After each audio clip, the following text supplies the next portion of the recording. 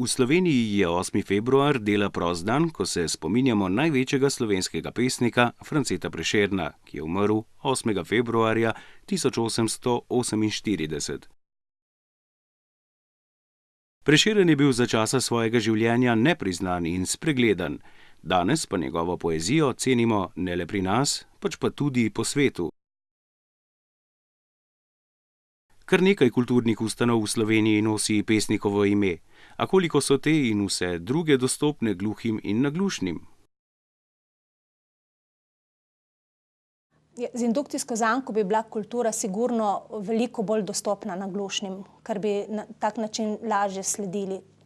Naglušna oseba, ko pride v gledališče, če ni ozvočenja, če ne sedi prav blizu, če je mogoče v ozadju še neka glasba, bo zelo težko sledila prireditvi. In zato se potem dogaja, da ne marajo obiskovati teh prireditev, ker jih pač ne razumejo. S pomočjo indukcijskih zank bi bilo to sigurno lažje. Z indukcijsko zanko je naglušnim osebam olajšano spremljanje kulturnih vsebin. V Sloveniji je trenutno 83 lokacij, kjer imajo vgrajeno indukcijsko zanko, ali pa je možna uporaba in izposoja FM sistema.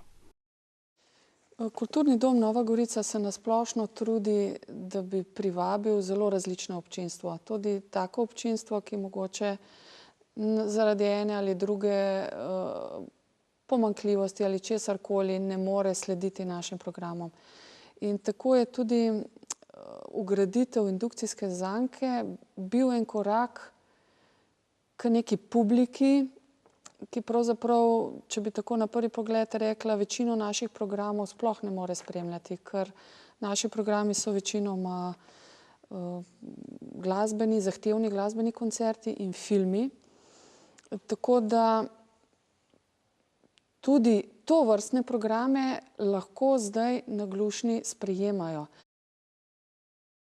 Indukcijsko zanko ima koprsko gledališče, z njo so opremljene tudi 3 dvorane Cankarjevega doma, Velenjski kulturni dom, nekaj knjižnic, Tuševi kinematografi, Celjski narodni dom, če naštejemo le nekatere.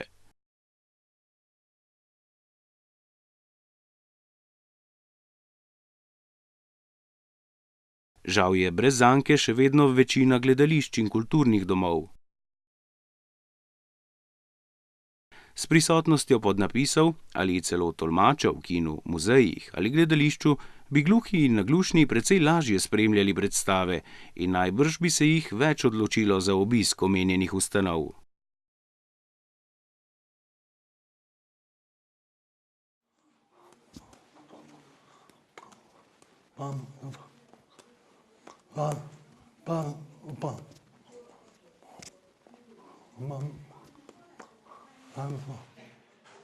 Dejansko je problem v kinu, ker težko slediš, posebej če je film v slovenskem jeziku in ni podnapisov.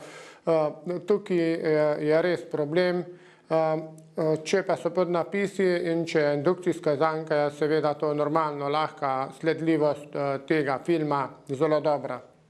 Danes je med starejšo populacijo veliko naglušnih oseb in verjetno bi velika večina teh oseb tudi rada zahajala v gledališče, v kulturne domove, na razne kulturne prireditve, ampak ne grejo, ker slabo slišijo. Veliko od njih tudi ne pozna indukcijske zanke in sploh ne vejo, da obstaja. In če bi bile te indukcijske zanke malo bolj razširjene, bi se verjetno več udeleževali teh kulturnih prireditev. Tako pa ostajajo raje doma in so prikrajšani za to kulturo.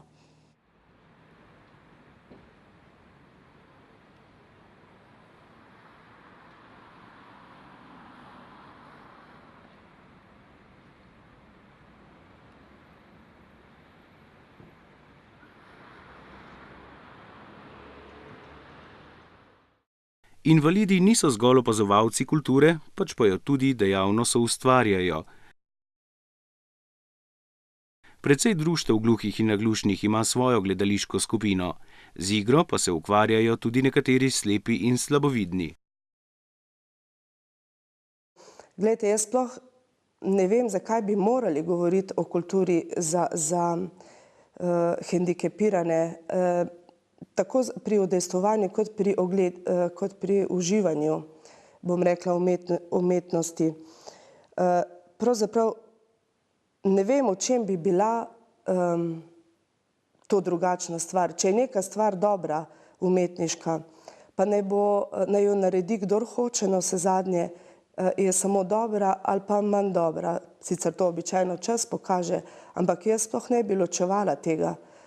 Morda je treba res nekatere stvari nam prilagoditi, da jih lažje užijemo, tako kot mogoče, ne vem, ta audiodeskripcija, ki je zdaj pri filmih za slepe in slabovidne konkretno se dela, ali pa razne razstave, ampak v ustvarjanju umetnosti pa pravzaprav ne vem, kje so ovire. Važno je, kakšen je izdelek, kaj v človeku vzbudi, kakšne občutke, kakšna čustva vzbudi, je lahko samo, bom rekla, vzbujajoča občutke ali pa taka, ki te pusti praznega, ne glede na to, kdo jo dela. Pomemben dejavnik za obisk kulturne ustanove so zagotovo cene vstopnic, ki pogosto niso ravno nizke. A veliko muzejev, gledališč, galerij ponuja invalidom vstop po nižjih cenah. K uvajanju prilagoditev za invalide gotovo spodbudi povpraševanje. Če se kdo s predlogom obrne na ustanove, bodo te prej razmišljale o dopolnitvi ponudbe.